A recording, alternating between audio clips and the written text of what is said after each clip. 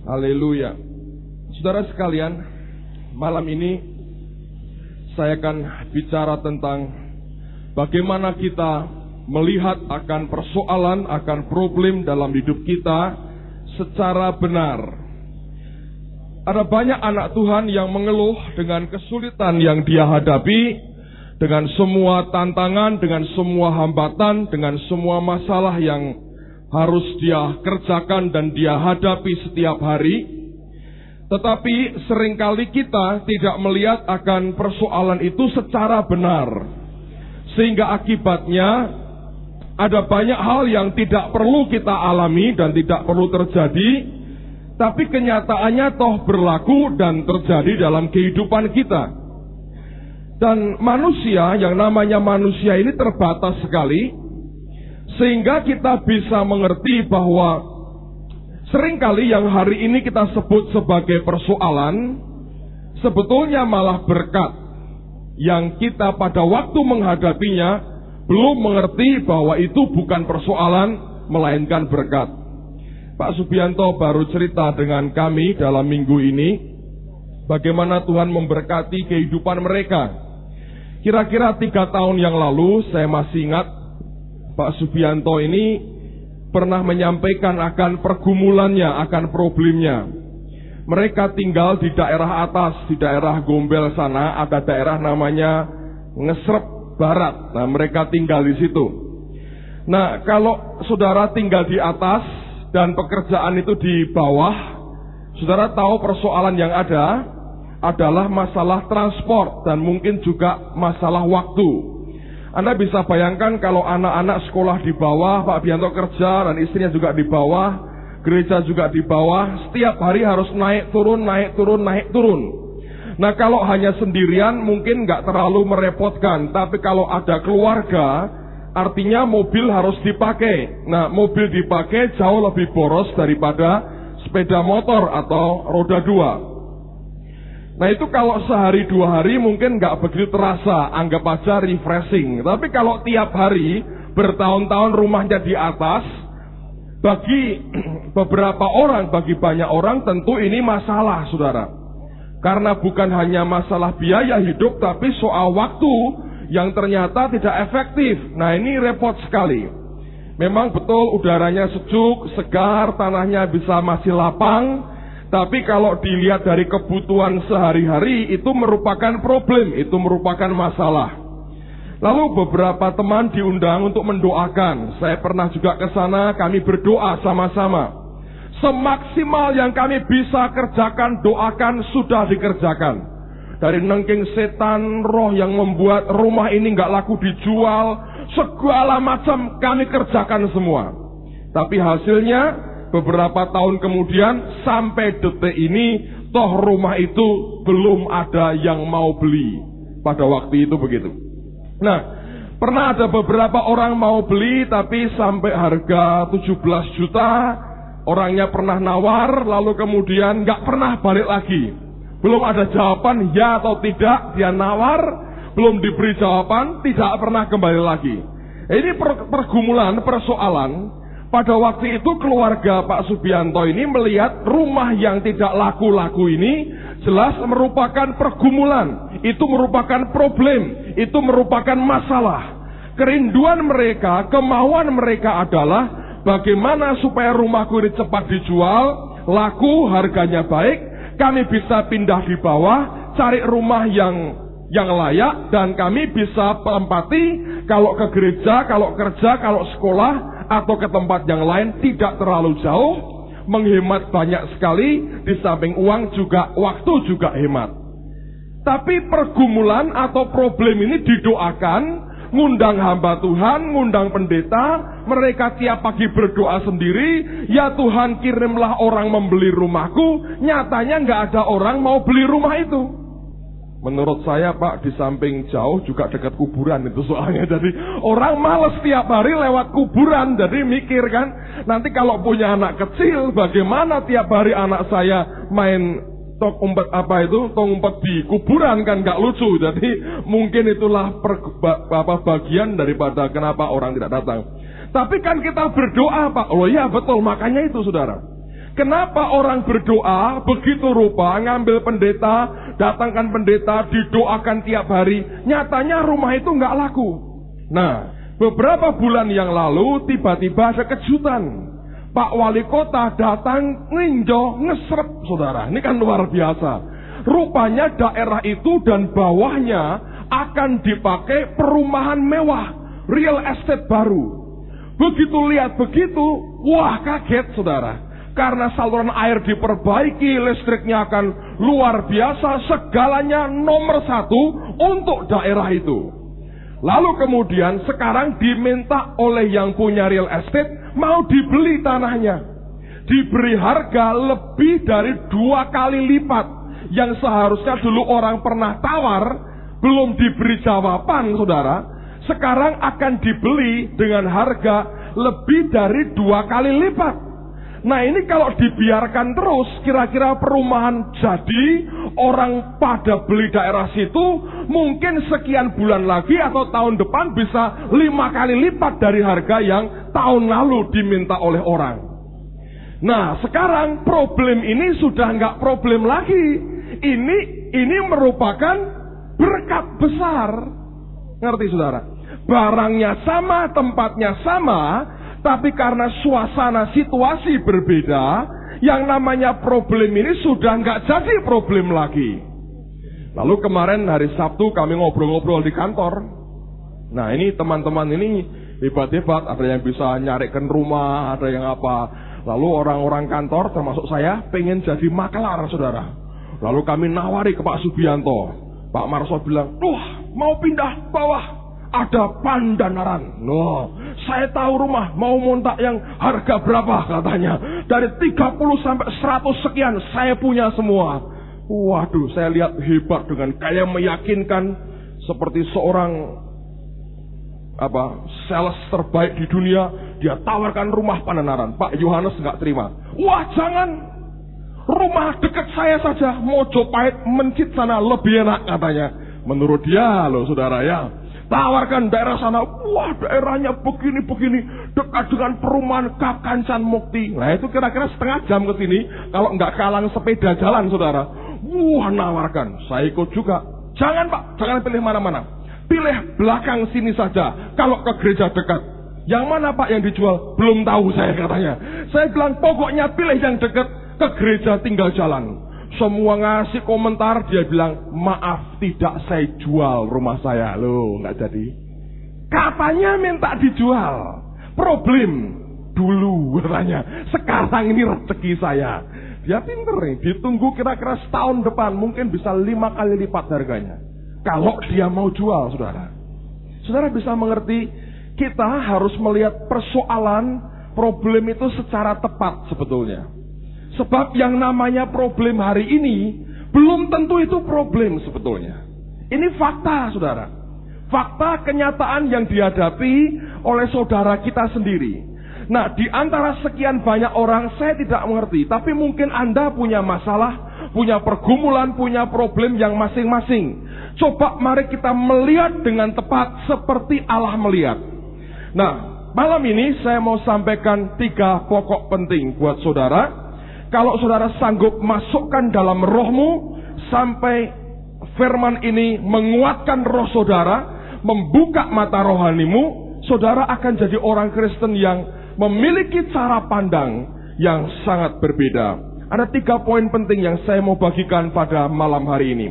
Yang pertama, kita harus mengerti bahwa segala sesuatu itu bersumber pada Yesus. Yesus adalah segala-galanya. Coba buka Ibrani pasal yang ke-12 ayat yang kedua. Ibrani 12 ayat yang kedua. Alkitab berkata demikian. Marilah kita melakukannya dengan mata yang tertuju kepada Yesus, yang memimpin kita dalam iman dan yang membawa iman kita itu kepada kesempurnaan, yang dengan mengabaikan kehinaan tekun memikul salib, ganti sukacita yang disediakan bagi Dia yang sekarang duduk di sebelah kanan tahta Allah. Pada kalimat yang pertama, penulis kitab Ibrani ini berkata demikian, marilah kita melakukannya dengan mata yang tertuju kepada Yesus yang memimpin kita dalam iman.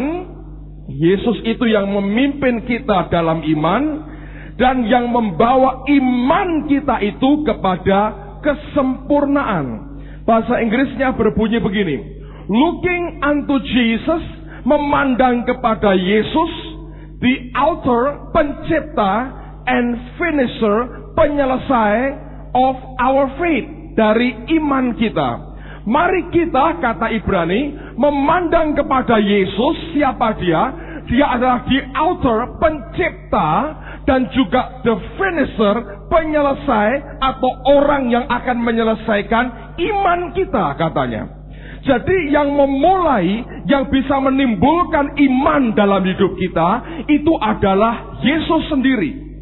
Nah, kelak yang akan menyelesaikan iman ini adalah Yesus juga. Kapan iman itu selesai? Ketika iman itu terjadi seperti yang kita imani, yang kita yakini, kemudian terjadi. Nah, iman itu selesai. Misalnya begini, saudara beriman untuk sepeda motor. Yesus yang memulai sebetulnya, baru iman itu lahir.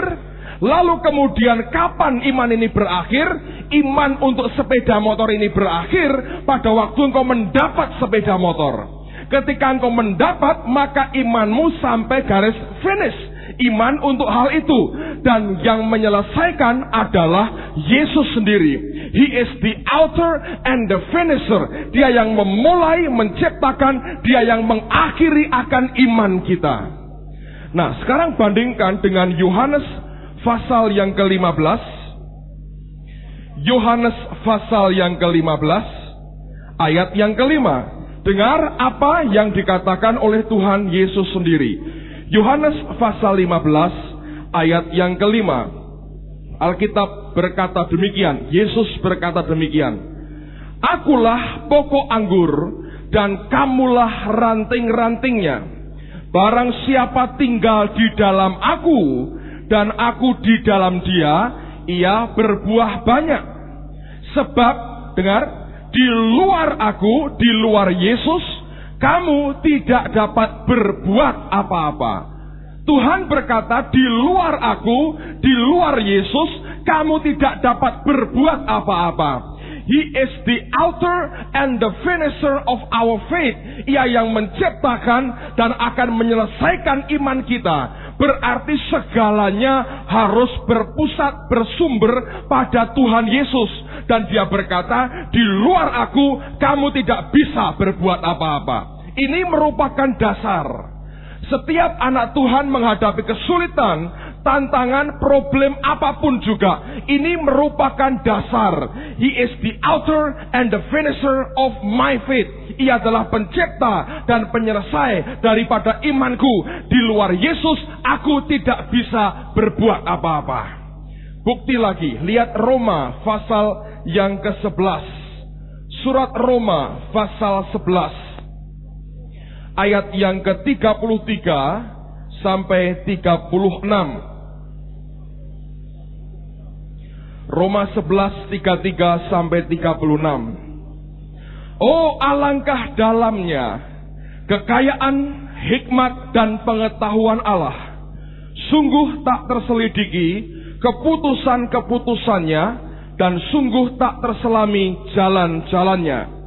Sebab siapakah yang mengetahui pikiran Tuhan? Atau siapakah yang pernah menjadi penasihatnya? Atau siapakah yang pernah memberikan sesuatu kepadanya sehingga ia harus menggantikannya? Perhatikan ayat yang ke-36. Sebab segala sesuatu adalah dari Dia dan oleh Dia dan kepada Dia. Bagi Dialah kemuliaan sampai selama-lamanya. Paulus berkata, segala sesuatu dari Dia, oleh Dia, dan kepada Dia. He is the author and the finisher of our faith. Ia yang menciptakan dan yang menyelesaikan imanku. Di luar Yesus, aku tidak bisa berbuat apa-apa. Sekalian dari Dia, oleh Dia, dan kepada Dia. Yesus, Yesus, Yesus. Semuanya harus bertumpu pada satu nama, yaitu Yesus. Nah, banyak orang berkata begini, Pak, tapi problem saya begitu mendesak ini. Kalau saya hanya bergantung pada Yesus dan bukan kepada yang lain, bagaimana kalau saya hancur di tengah jalan? Bagaimana kalau iman saya gugur? Bagaimana kalau hidup saya berantakan kalau saya hanya mengandalkan satu nama? Dengar, mari buka Yudas 24. Jangan tanya pasal berapa, karena hanya satu pasal. Yudas 24. Dengar apa yang Tuhan katakan lewat surat Yudas. Tepat sebelum Wahyu. Tepat sebelum Wahyu ada surat Yudas 24. Bagi Dia yang berkuasa menjaga supaya jangan kamu tersandung, dan yang membawa kamu dengan tak bernoda dan penuh kegembiraan di hadapan kemuliaannya Allah yang esa. Alkitab berkata, bagi Dia yang berkuasa menjaga supaya jangan kamu tersandung. Now unto Him that is able to keep you from falling. Bagi Dia yang mampu menjaga engkau supaya engkau tidak jatuh, supaya engkau tidak gugur. Siapa yang sanggup menjaga? Yesus juga. Dia yang memulai, dari Dia, oleh Dia, dikerjakan oleh Dia. Sementara Dia mengerjakan hidup kita, Dia mampu menjaga kita jangan sampai jatuh. Akhirnya tujuannya kepada Dia, the author and the finisher of our faith, yang menciptakan dan penyelesai dari iman kita. Saudara sekalian, sebagai anak Tuhan, poin yang pertama ini seharusnya merupakan dasar yang tidak boleh goyah dalam hidup kita. Apapun yang kita hadapi, seperti apapun kesulitan dan problem yang ada, ingat bahwa segala-galanya harus berpusat hanya kepada satu nama, yaitu Tuhan Yesus. Sekarang poin yang kedua, ini penting sekali. Dengar baik-baik, saya mau berikan penjelasan begini, saudara. Ambil contoh, tadi pagi saya pakai yang coklat, sekarang pakai yang hijau, saudara. Dengar baik-baik, ini problem misalnya, contoh supaya gampang. Ini problem, saudara. Banyak orang Kristen berbuat yang tidak tepat. Biasanya ketika problem datang, kita cenderung untuk langsung menghadapi problem ini. Oh, ada masalah, mari selesaikan. Kita punya kekuatan, punya pikiran, punya koneksi, punya teman, punya saudara. Ini merupakan resources, sumber kekuatan yang aku miliki. Nah, ini problem yang aku harus hadapi. Orang yang tidak cerdik, yang tidak mengerti kehendak Allah, biasanya dia langsung menghadapi, dia adu frontal dengan problem ini. Saudara, akhirnya terlalu banyak orang Kristen yang gugur dan kemudian kalah ketika dia menghadapi kenyataan problem pergumulan seperti ini. Dia bergulat dengan sendirinya dan akhirnya dia kalah. Kenapa? Karena kalau kita baca dengan teliti akan firman Tuhan, Allah punya pola yang sangat unik yang mengajar kepada kita apa yang harus terjadi, yang kita harus alami waktu kita menghadapi problem ini. Biasanya kalau Anda baca dalam Alkitab, ketika problem itu muncul, maka Tuhan akan membelokkan hidup kita, bukannya menghadapi problem ini langsung, tapi Dia ajak kita berhadapan dengan Allah dan kita bergumul dengan Allah. Pada waktu pergumulan dengan Tuhanmu ini selesai dan engkau menang dan engkau diberkati, maka kemudian kita melihat tiba-tiba problemmu lenyap dengan sendirinya. Aneh sekali, saudara. Tuhan seringkali membelokkan akan perhatian kita, akan hidup kita, bukan kepada problemnya, tapi kepada Dia sendiri. Pada waktu kita berani bergumul dengan Allah, kita berani pakai lutut kita bergumul, kita bergulat dengan Tuhan, pada waktu sampai titik di mana engkau menang dan Allah memberkati hidupmu, lalu tiba-tiba problem ini akan lenyap dengan sendirinya. Saya ingin berikan contoh. Buka bersama dengan saya kitab Kejadian pasal yang ke-32. Cerita ini punya latar belakang begini. Sebelum kita baca, coba dengarkan saya dulu, saudara. Ishak dan Ribkah punya dua orang anak laki-laki. Yang pertama Esau, yang kedua Yakub. Yakub artinya tukang jegal, tukang nipu. Sejak lahir sudah ketahuan modelnya. Lahir sambil megangi tumit kakaknya, jegal kakaknya. Nah, Esau ini seorang pemburu yang gagah perkasa. Yakub ini seorang penipu yang liciknya luar biasa. Fisiknya tidak akan menang dengan Esau. Yakub ini kerjanya kira-kira banyak menolong mami di dapur. Kalau Esau banyak berburu, jadi kuat badannya. Orang ini pinter masak, ini pinter cari bahan masakan, kira-kira gitu, saudara. Nah, satu kali dia masak, Esau kepingin dan dia tukar dengan hak kesulungannya. Dan yang kedua, ketika itu dia curi akan berkat yang mestinya diberikan kepada Esau. Dia curi, Anda semua tahu ceritanya, sehingga berkat itu turun kepada Yakub. Ketika Ishak mati, ya betul, Ishak mati, Esau begitu benci dan dia berkata, kalau masa perkabungan kematian bapakku lewat, aku akan bunuh Yakub. Itu merupakan nasar, itu merupakan sumpahnya, itu merupakan wujud daripada kebenciannya kepada adik kandungnya sendiri. Nah, Yakub lari kepada pamannya Laban.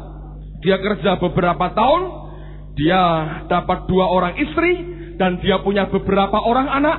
Akhirnya dia punya ternak yang begitu banyak.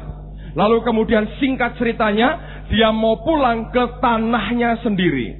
Nah, pada waktu dia pulang inilah, dia tahu bahwa Esau masih benci dengan dia, dan dia begitu ketakutan.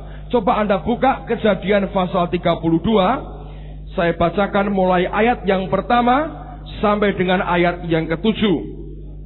Yakub melanjutkan perjalanannya, lalu bertemulah malaikat-malaikat Allah dengan dia. Ketika Yakub melihat mereka, berkatalah ia, ini bala tentara Allah. Sebab itu dinamailah tempat itu Mahanaim. Sesudah itu Yakub menyuruh utusannya berjalan lebih dahulu mendapatkan Esau kakaknya ke tanah Seir, daerah Edom. Ia memerintahkan kepada mereka, beginilah kamu katakan kepada tuanku, kepada Esau, beginilah kata hambamu Yakub. Aku telah tinggal pada Laban sebagai orang asing dan diam di situ selama ini. Aku telah mempunyai lembu sapi, keledai dan kambing domba, budak laki-laki dan perempuan. Dan aku menyuruh memberitahukan hal ini kepada tuanku, supaya aku mendapat kasihmu. Kemudian pulanglah para utusan itu kepada Yakub dan berkata, kami telah sampai kepada kakakmu, kepada Esau, dan ia pun sedang di jalan menemui engkau, diiringi oleh 400 orang. Lalu sangat takutlah Yakub dan merasa sesak hati. Saudara dengar baik-baik. Esau dengar Yakub akan pulang. 2 kakak beradik lama nggak ketemu.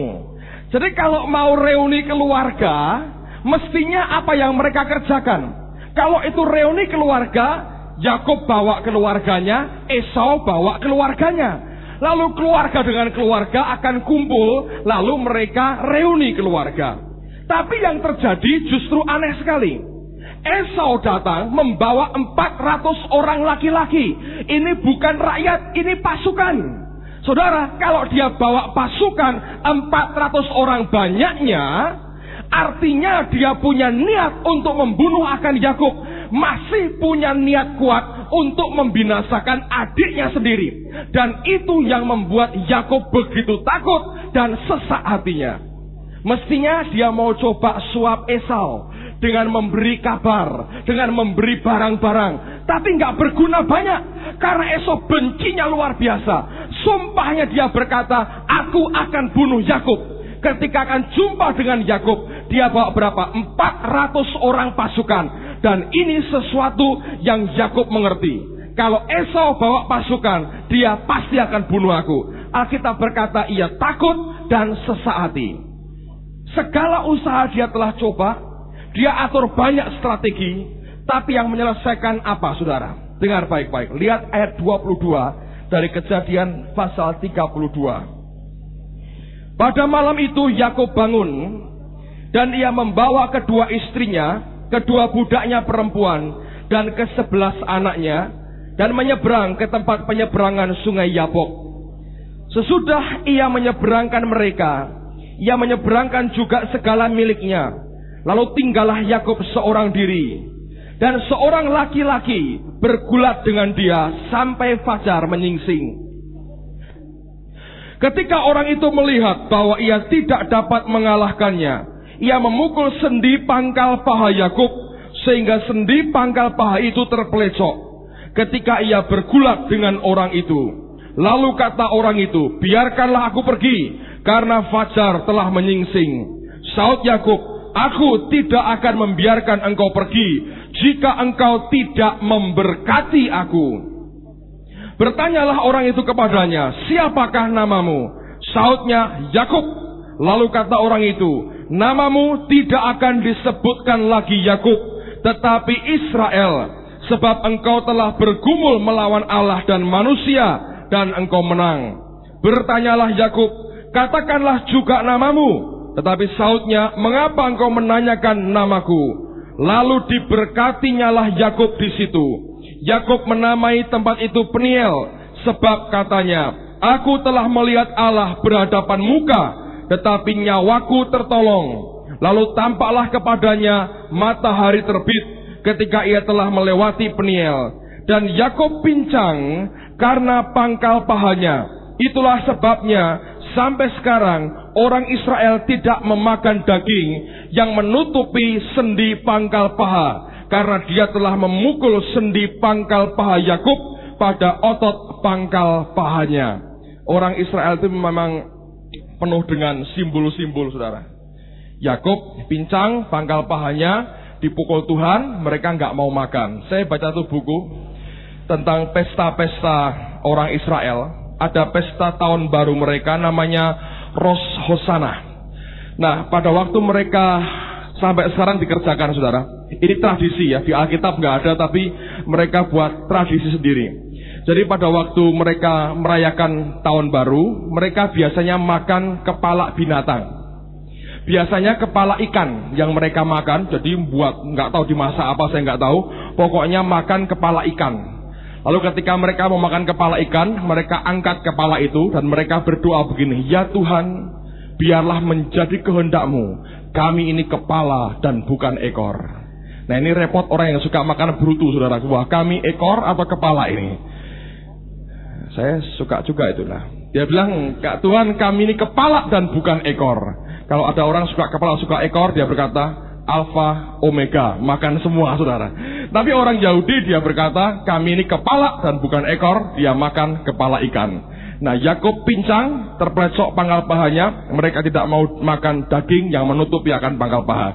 Cuma ini bukan soal makanan yang saya mau sampaikan. Begini, saudara. Ketika Yakub ketakutan, dia ungsikan anaknya, dia ungsikan harta bendanya. Dia tahu dia terancam. Sesak hatinya. Ketika dia sendirian, Allah mengajak dia gulat sampai fajar, saudara. Diajak berantem oleh Tuhannya. Dan Yakub ngerti, aku tidak mau lepaskan orang ini sebelum dia memberkati aku. Saudara, ini pergumulan yang serunya luar biasa. Sampai pincang, dia bilang, tidak masalah. Pokoknya aku mau bergumul, aku bergulat dengan engkau. Dengar baik-baik. Setelah Allah memberkati, baru apa yang kemudian terjadi, saudara? Lihat pada pasal 33, ayat yang pertama sampai dengan ayat yang keempat. Pasal 33, ayat pertama sampai 4. Yakub pun melayangkan pandangnya, dan dilihatnyalah Esau datang dengan diiringi 400 orang. Maka diserahkannyalah sebagian dari anak-anak itu kepada Lea, dan sebagian kepada Rahel, serta kepada kedua budak perempuan itu. Ia menempatkan budak-budak perempuan itu beserta anak-anak mereka di muka, Lea beserta anak-anaknya di belakang mereka, dan Rahel beserta Yusuf di belakang sekali. Dan ia sendiri berjalan di depan mereka, dan ia sujud sampai ke tanah 7 kali, hingga ia sampai ke dekat kakaknya itu. Tetapi Esau berlari mendapatkan dia, didekapnya dia, dipeluk lehernya, dan diciumnya dia.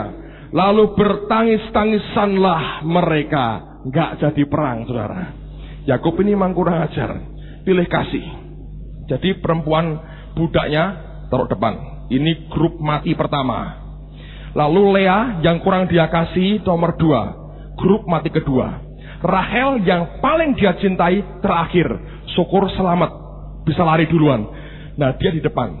Ini barisannya perempuan sama anak-anak semua.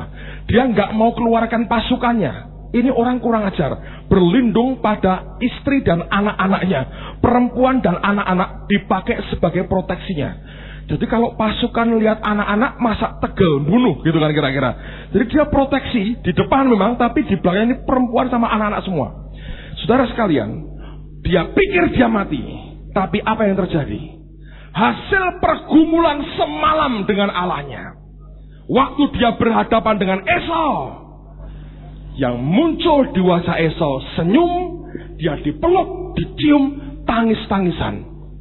Gak jadi perang, tangis-tangisan. Ini 400 pasukan Esau mau perang, lihat gitu. Oh, gak sido katanya, tangis-tangisan, saudara. Problemnya selesai. Kapan selesai? Waktu semalam dia bergumul dengan Allah. Waktu Allah berkata, aku mau pergi, dia bilang, tidak, sebelum kau memberkati aku, pincang ya biar, pokoknya berkati dulu. Waktu Allah memberkati dia, harinya problemnya hilang sendiri, saudara. Dengar baik-baik. Ketika problem datang, ketika masalah datang, jangan sekali-kali engkau berani menghadapi itu sebelum kau selesaikan pergumulanmu dengan Allah di dalam doamu. Kenapa? Ada hukum, dengar baik-baik. Kalau engkau tidak bisa bergumul dengan Allah, dan engkau tidak mau bergumul dengan Allah, engkau harus bergumul dengan problemmu sendiri, saudara. Kalau engkau tidak mau menyembah Allah, engkau akan dibuat menyembah kepada manusia. Kalau engkau tidak mau taat kepada Allah, engkau akan dibuat taat kepada manusia.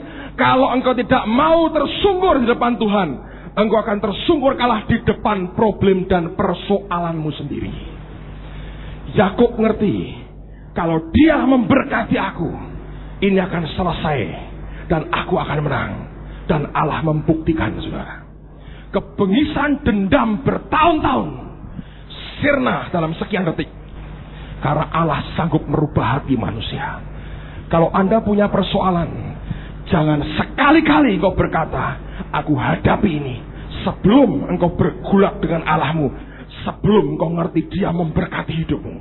Waktu engkau tahu, engkau menang dalam pergumulan doamu, engkau keluar, engkau bukan lagi Yakub, tukang tipu, tapi Prince of God, Israel, pangerannya Allah. Kenapa Esau mau berdamai? Yang dilihat bukan tukang tipu lagi, bukan Yakub, tapi Israel, pangeran daripada Allah sendiri, Prince of God. Anda bisa mengerti itu?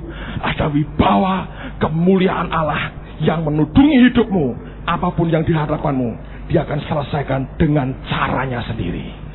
Banyak orang Kristen buat bodoh sekali.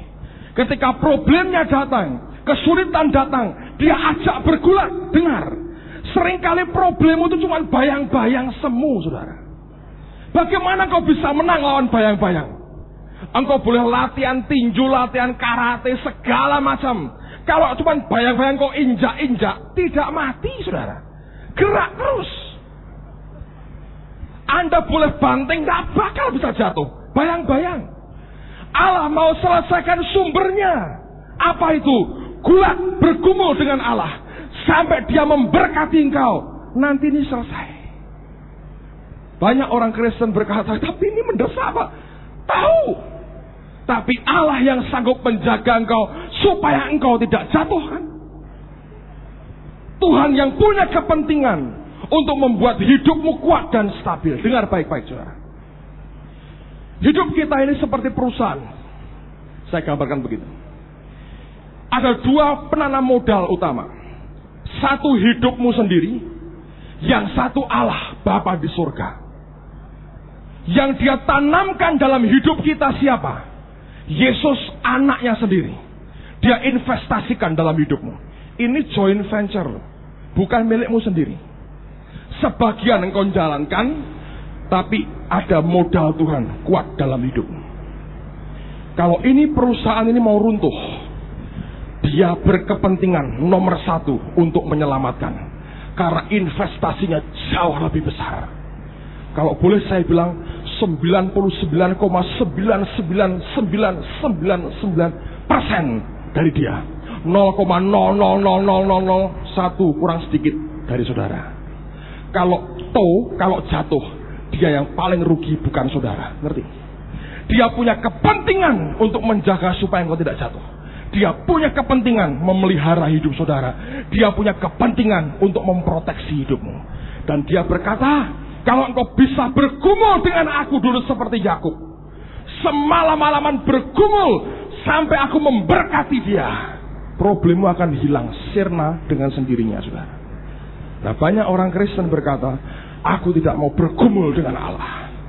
Silahkan bergumul dengan problemmu sendiri, seperti melawan bayang-bayang, saudara. Lama-lama engkau teler sendiri, nggak bisa. Tuhan tolong, mau tolong sini berantem dengan aku dulu. Begitu caranya, saudara. Banyak orang Kristen disuruh berdoa nggak mau, saudara. Keliru. Ini problem ini akan selesai. Gampang buat Tuhan. Berani engkau bayar semalaman bergulat dengan Allah sampai dia memberkati, dan esok dibuat tersenyum. 400 pasukan nganggur, nggak jadi perang, saudara. Dendam bertahun-tahun sirna sekejap, nggak ada artinya. Allah sanggup kerjakan semua itu. Dia mau gulat dulu dengan aku di kamar doamu, sembayang sampai aku memberkati engkau. Keluar, selesaikan masalahmu, hidupmu akan tertolong. Amin, saudara. Yang terakhir, yang ketiga, faktor ketiga yang kita harus perhatikan adalah istilah saya faktor binatang buas dalam hidup kita. Apa itu? Lihat Ulangan pasal yang ke-7. Saya baca ayat ini ayat aneh sekali, tapi berbicara banyak sekali. Dengan ayat ini tidak ada orang kecewa dengan Tuhan lagi. Saudara yang punya persoalan, dengar baik-baik, baca ayat ini, renungkan, lalu mengertilah bagaimana Tuhanmu bertindak dalam hidupmu. Ulangan 7 ayat yang pertama. Apabila Tuhan Allahmu telah membawa engkau ke dalam negeri kemana engkau masuk untuk mendudukinya, dan ia telah menghalau banyak bangsa dari depanmu, yakni orang Het, orang Girgasi, orang Amori, orang Kanaan, orang Feris, orang Hewi, dan orang Yebus, 7 bangsa yang lebih banyak dan lebih kuat daripadamu. Lalu kemudian ini merupakan daftar, Anda baca terus. Kita lompat. Bagaimana caranya mengatasi 7 bangsa ini? Ayat 22. Lihat. Tuhan Allahmu akan menghalau bangsa-bangsa ini dari hadapanmu sedikit demi sedikit. Engkau tidak boleh membinasakan mereka dengan segera. Kenapa? Supaya jangan binatang hutan menjadi terlalu banyak melebihi engkau.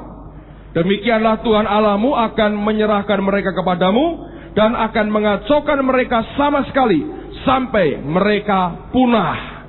Pada ayat yang pertama diberi 7 daftar nama suku. Dalam kitab yang lain kita tahu ada tambahan orang Midian, orang Filistin, dan juga orang Moab. Minimal 10 suku yang harus mereka taklukkan di tanah Kanaan. Nah, Alkitab berkata, Allah berkata, jangan kalahkan mereka semua. Engkau akan mengalahkan mereka sedikit demi sedikit, supaya jangan sampai binatang hutan, bahasa Inggrisnya beast, binatang buas, terlalu banyak bagi kamu. Nah, ini kata saudara Thomas tadi, prinsip ekosistem kerajaan surga. Gini saudara, dengar baik-baik. Di Kanaan rupanya banyak binatang buas. Orang Israel tidak boleh makan binatang-binatang itu. Nah, binatang-binatang ini ada pemangsanya. Siapa itu? Ya ini orang-orang tadi, orang Kanaan, orang Hewi, Het, Yebus, Girgasi, orang Filistin, Moab, Midian, segala macam. Itu pemangsa binatang buas. Kalau pemangsa binatang ini habis, binatang ini akan tumbuhnya banyak sekali.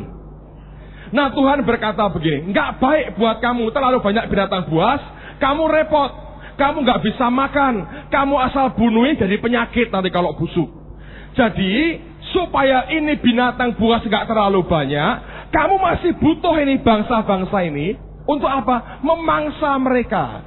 Nanti kalau binatang buasnya makin sedikit, nah ini juga makin nggak dibutuhkan. Ini hanya alat. Jadi kamu kalahkan mereka sedikit demi sedikit, nggak usah sekaligus. Saya baca ini, saya renungkan. Roh Kudus ngajar luar biasa. Dengar baik-baik saudara. Saya pikir Tuhan itu hikmatnya luar biasa. Binatang buas dalam hidup kita itu apa sih? Kitab Wahyu berkata apa? Ada the beast, si jahat itu, antikris. Simbolnya 666. Angka 6 itu simbol kedagingan manusia, flesh, kedagingan. Semua yang daging ini kehendaki, kenikmatan hidup, segala macam, hawa nafsu, keinginan mata, segala macam yang daging ini inginkan, itu simbolnya 6, flesh, kedagingan. Nah, Tuhan mau berkata, problemmu itu banyak problem kita. Tuhan ngerti itu. Aku tidak akan menghabiskan semua. Banyak orang kan berkata, ya Pak, problemnya gimana? Ya sudah lumayan Pak, tapi masih banyak. Ya harus begitu saudara. Kita maunya gimana? Kita maunya Tuhan, tiuplah dengan nafasmu, keluar seperti nyala api, habis semua, selesai masalahku, dan aku hidup sukacita. Itu kan model kita saudara. Tuhan tidak pernah mau begitu. Kenapa? Kalau problem itu dihabiskan semua, daging kita yang ugal-ugalan, enaknya luar biasa. Bayangkan kalau hidupmu tanpa masalah. Contoh, gaji setahun nggak usah banyak lah, 0,5 miliar aja, nggak usah banyak kan. Nah, kalau 200 juta kan miskin, ya kan sudah kurang buat beli toko nggak bisa. 0,5 miliar misalnya, hidup sehat, nggak perlu dokter, rumah cukup ya 3 hektar halamannya, mobil 5 aja, saudaraku ya. Istri 1, jangan banyak-banyak, anak cukup 2. Sehat semua, pinter, jenius semua. IQ bangsa 3.000, 3.500 gitu kalau ada. Nah, apalagi di gereja ketua majelis dan pegang uang. Wah, ini kan menguasai kalau ada begini. Ketua majelis pegang duit. Di RT kepala RT. Kadang wakil lurah, kadang-kadang begitu.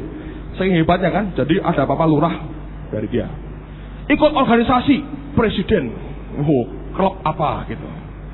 Di Amerika terkenal, sering wawancara, majalah Time, Newsweek sering wawancara. Semua engkau punya. Ada orang berani sama engkau nggak berani. Gaji 0,5 miliar, nggak bisa kurang, lebih sering saudara. Coba saya mau tanya, hidup orang seperti itu kayak apa saudara? Wah, ya menyembah Tuhan, ngomong kosong menurut saya saudara. Menurut saya sebaliknya. Mau sembahyang apa lagi ya? Cukup tuh, mau makan, sudah ada semua.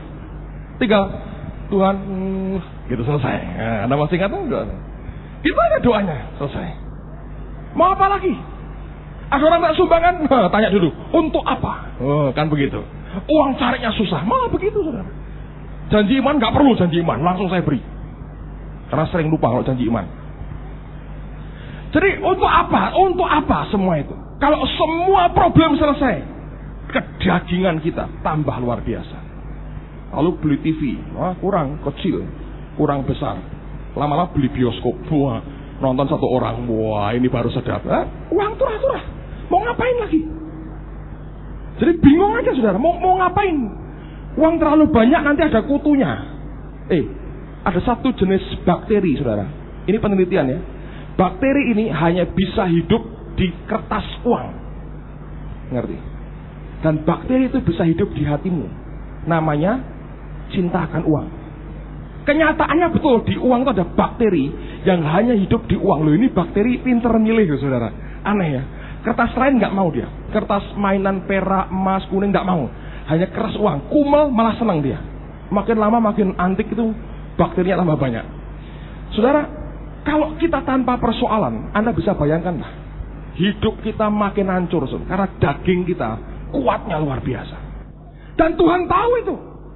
Kalau aku biarkan binatang buas ini, monster dalam hidup kita, daging kita, tambah banyak, tambah tebal, cari dosa, pasti berbuat dosa. Akibatnya apa? Tuhan berkata, aku akan kalahkan suku-suku itu sedikit demi sedikit. Orang Malaysia bilang sikit-sikit, saudara. Sedikit-sedikit. Gak usah tuntas semua. Sedikit demi sedikit. Supaya apa? Binatang buas, monster daging kita gak terlalu banyak. Kalau problem datang, oh Tuhan, nah dia bilang bagus itu. Tercapai tujuannya. Betul gak, saudara? Kekurangan uang malah memberi. Siapa tahu diganti 100 kali ganda. Malah begitu. Kalau orang sudah punya duit memberi 100 kali ganda, nggak usah, aku dasar itu aja dapat kalau tiap minggu.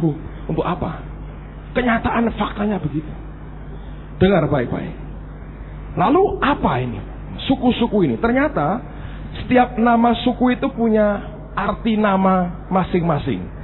Saya berikan buat saudara minimal 10 suku yang Alkitab tulis tadi itu 7, ada 3 tambahan yang lain. Yang pertama, suku Het atau orang Het. Het itu artinya teror atau teroris.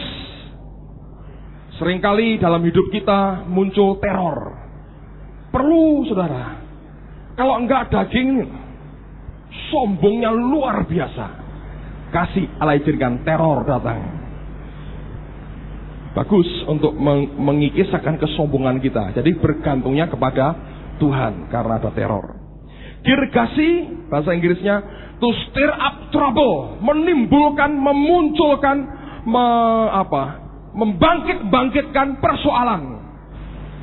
Ada, Anda mau kena persoalan apa yang tiba-tiba pokoknya membangkitkan persoalan. Ada orang-orang seperti ini yang mampir dalam kehidupan kita, membangkitkan persoalan.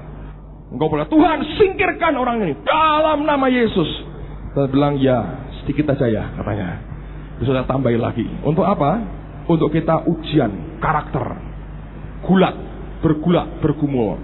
Supaya kita belajar mengampuni. Ada orang yang stir up trouble, selalu menimbulkan masalah. Nah, kita belajar mengampuni. Kalau Anda sudah bisa mengampuni, itu orang akan hilang sendiri dalam hidupmu. Itu problem begitu akan hilang sendiri. Selama engkau belum bisa, masih dibutuhkan berarti. Dia baru bisa keluarkan sedikit-sedikit. Yang ketiga, amori. Bahasa Inggrisnya challenge with words. Menantang dengan kata-kata. Bantai terus, saudara. Diomongin bantai. Saudara punya suami yang amori begini? Atau istri yang amori? Diomongin bantah terus. Anda berkata ini amori. Tapi jangan dibilang, wah kamu ini amori ya katanya. Jangan nanti marah. Marah malah tambah. Amorinya malah keluar semua. Dalam hati berkata, wah ini amori. Perlu, amori itu perlu, saudara. Anda orangnya jengkelan, kalau dibantah orang marah, perlu amori. Ngerti? Para pimpinan, para suami, perlu istri-istri yang amori kadang-kadang.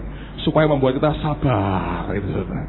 Bagaimana istri, ya. Jadi kalau ada istri yang challenge with words, ngomel terus, dalam hati aja bilang, amori. Aku perlu amori untuk ngikis dagingku. Dan jangan ngomong, hei kamu amori, nantinya perang dunia keempat di dalam rumah tanggamu. Kanaan artinya trapper, tukang menjebak. Trap itu jebakan, trapper tukang jebak. Ada orang-orang yang kejebak, bisnis kejebak. Nah itu bagus supaya nggak sombong, loh aku hebat, nggak ada. Trapper, tukang jebak. Ferris, bahasa Inggrisnya illegal camper on my ground. Tukang kemah yang ilegal di tanah saya, gitu istilahnya. Ini orang-orang yang keserobot barangnya itu, illegal camper. Anda punya tanah dipakai orang serobot orang. Wah, ini bangsa Ferris, saudara.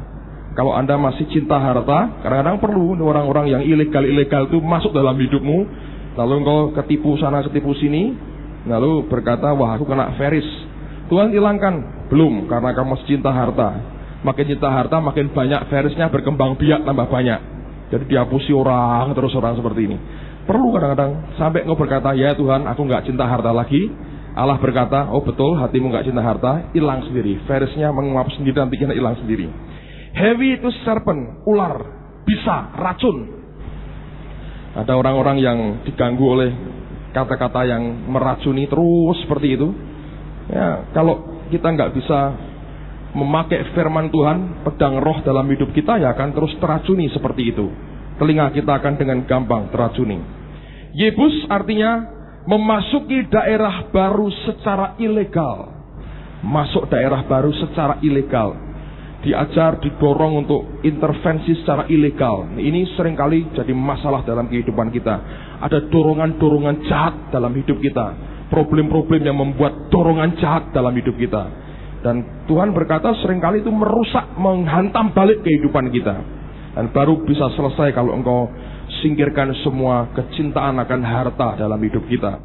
Midian itu strife, contention, pertengkaran. Ribut, cekcok terus. Ini temannya Amori, saudara. Kalau Amori Anda ladeni, challenge with words, tanang kata-kata, Anda bantah lagi, Midian datang. Strife, contention. Anda pikir, Pak, rumah saya kok strife terus? Itu Midian.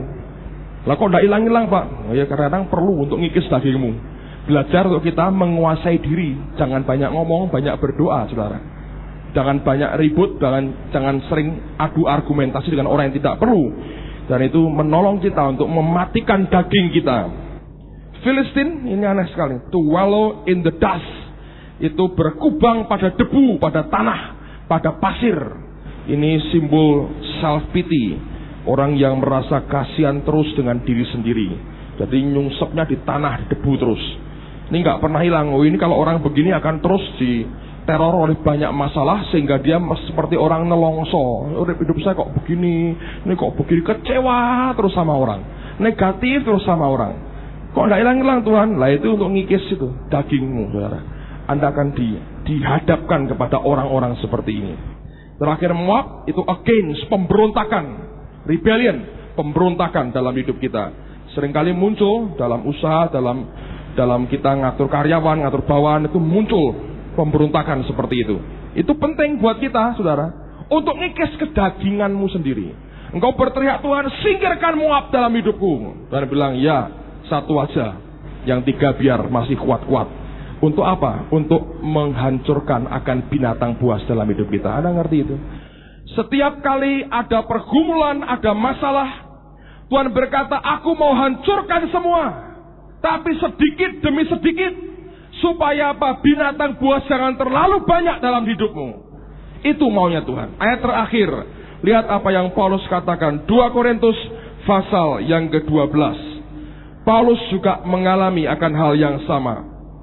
2 Korintus pasal yang ke-12. Ayat 7 sampai dengan ayat yang ke-10. 2 Korintus pasal 12. Ayat 7 sampai dengan ayat yang ke-10. Dan supaya aku jangan meninggikan diri karena penyataan-penyataan yang luar biasa itu, maka aku diberi suatu duri di dalam dagingku, yaitu seorang utusan iblis untuk menggocoh aku, supaya aku jangan meninggikan diri. Tentang hal itu aku sudah 3 kali berseru kepada Tuhan, supaya utusan iblis itu mundur daripadaku. Tetapi jawab Tuhan kepadaku, cukuplah kasih karuniaku bagimu, sebab justru dalam kelemahanlah kuasaku menjadi sempurna. Sebab itu terlebih suka aku bermegah atas kelemahanku, supaya kuasa Kristus turun menaungi aku. Karena itu aku senang dan rela di dalam kelemahan, di dalam siksaan, di dalam kesukaran, di dalam penganiayaan dan kesesakan, oleh karena Kristus. Sebab jika aku lemah, maka aku kuat. Paulus mengalami, saudara. Dia terima penyataan yang luar biasa. Allah ngerti kalau aku biarkan sombong, dia pasti. Dia akan tinggi hati. Allah berkata, beri utusan iblis, kasih duri dalam daging. 3 kali dia berdoa, Tuhan singkirkan. Tuhan diam aja. 3 kali dia berdoa, dia bilang, tidak Paulus. Aku sudah cukup baik dengan kamu. Sudah luar biasa. Cukup kasih karuniaku. Itu perlu buat kamu. Untuk apa? Supaya kedagingannya tidak muncul dalam hidupnya. Jadi kalau Anda berkata, kapan ya problem saya berakhir? Mungkin tidak pernah berakhir, saudara. Satu hilang, satu muncul, satu hilang, satu muncul. Tapi bukan supaya engkau hancur hidupmu. Allah nggak pernah iseng, saudara. Dengar. Allah nggak pernah gini. Wah, ini anak kok tenang-tenang. Tak edik-edik ya, biar tenang, biar bergelisah. Nggak pernah. Dia nggak pernah berbuat sesuatu tanpa tujuan yang jelas. Tidak pernah. Semua yang dia kerjakan punya nilai kekal yang luar biasa, yang manusia tidak mungkin bisa mengerti. Tapi paling tidak kita memahami kenapa problem dalam hidup kita hanya sedikit demi sedikit dia singkirkan, supaya binatang buas kedagingan kita tidak terlalu banyak sehingga menenggelamkan kita dan menguasai kita. Setiap tantangan, setiap pergumulan, setiap masalah senantiasa punya tujuan untuk membawa kita makin dekat dengan Dia. Saudara sekalian, kalau kita belajar ini, saya berdoa, mari melihat akan setiap problem kita secara benar. Ingat, Jesus is the author and the finisher. Dia yang menciptakan, Dia yang mengakhiri, penyelesai dari iman kita. Di luar Yesus, kamu tidak bisa berbuat apa-apa. Semua dari Dia, oleh Dia, kepada Dia. Semua sumbernya pada Yesus. Dan hanya Dia yang sanggup menjaga kita supaya tidak jatuh. Yang kedua, kita belajar tadi. Sesuatu yang kita hadapi, jangan sekali-kali engkau hadapi sebelum engkau bergumul dengan Allah dan engkau menang dalam pergumulan dan Allah memberkati hidupmu. Pada waktu Allah memberkati engkau, hadapi itu, engkau akan keluar sebagai pemenang. Makanya perlu jadi orang Kristen yang berdoa tiap hari, bergumul dengan Allah, bergulat dengan Allah sampai Dia memberkati kita. Dan yang ketiga, mari belajar. Allah berjanji semua akan Dia kalahkan, tapi sedikit demi sedikit. Kenapa? Untuk supaya daging kita tidak terlalu kuat menguasai kita. Saudara, akhirnya kembali kepada siapa? Kembali kepada kita. Engkau mau problemmu selesai? Selesaikan kedaginganmu. Sangkal diri, pikul salibnya. Serahkan hidupmu total ke Dia. Dengan sendirinya masalahmu akan selesai. Kalau Allah berkata, cukup yang satu ini sudah aku anggap selesai, akan pergi dengan sendirinya, saudara. Jangan hadapi dulu, karena sebelum engkau bergumul dengan Allah, engkau gak bisa keluar sebagai pemenang. Karena terlalu banyak problem yang muncul ternyata akibat dosa dan kesalahan kita. Waktu engkau bergumul dengan Allah, engkau akan dibuat sadar kalau itu karena dosa. Begitu engkau bertobat minta ampun, ini akan selesai. Ngerti, saudara? Kalau itu karena serangan kuasa gelap, Dia akan memberitahu dan engkau berkata, ini caranya Tuhan yang aku harus kerjakan. Allah akan mengaminkan itu, memberikan berkatnya dalam hidupmu. Kalau kita tidak kerjakan itu, kita akan tenggelam dan ditelan oleh karena masalah kita sendiri.